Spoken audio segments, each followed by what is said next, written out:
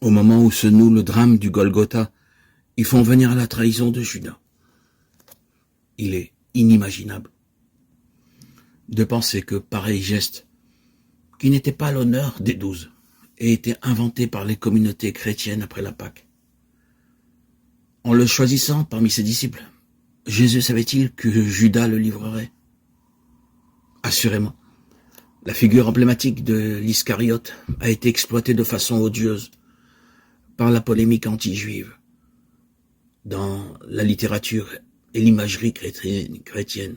On pense aux mystères médiévaux et à la légende dorée du dominicain Jacques de Voragine au XIIIe siècle. Judas, Yehuda, est étymologiquement associé au mot juif, Yehoudi, pour avoir livré son maître.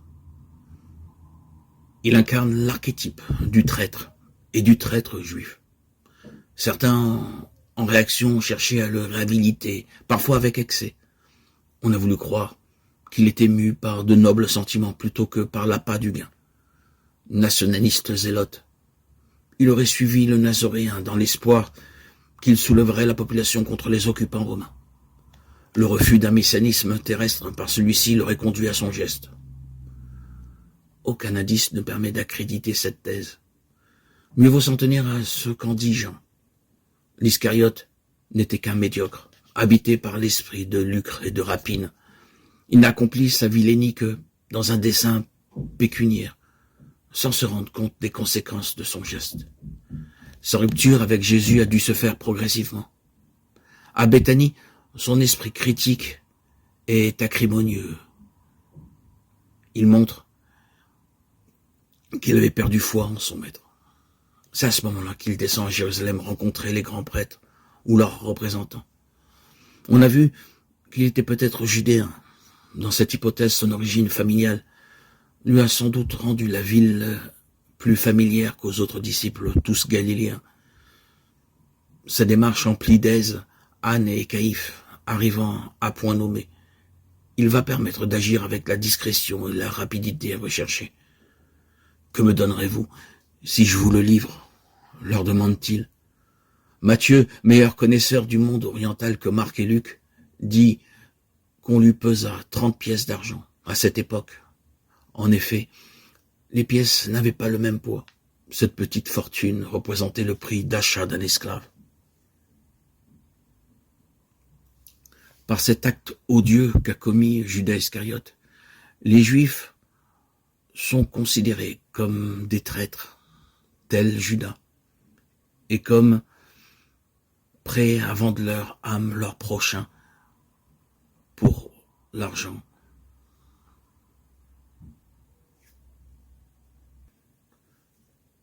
Ce n'est bien sûr pas ce qui est la réalité.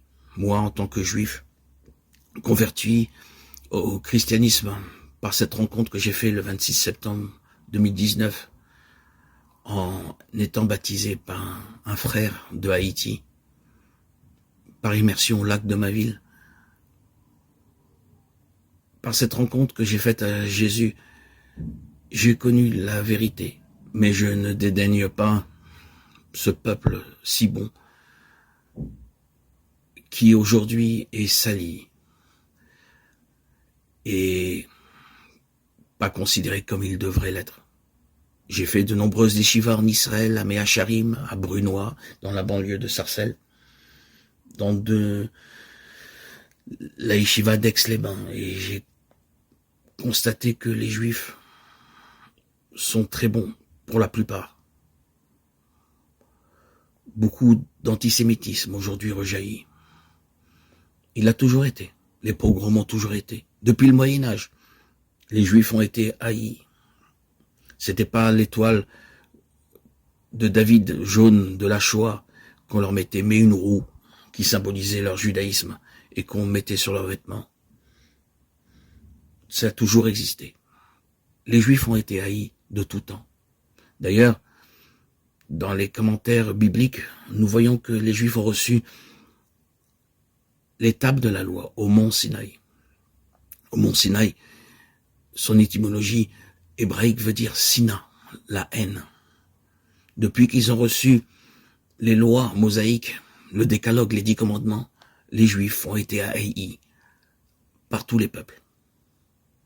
Ils ont été considérés comme des voleurs par le fait qu'ils ont conquis la terre de Canaan, aujourd'hui encore appelée Palestine. Mais cette terre n'appartient pas à ce peuple et à tous les peuples qui y résidaient, mais au peuple juif. C'est écrit clairement dans la Torah, dans les livres bibliques, dans les Écritures, que Dieu a demandé de conquérir la terre de Canaan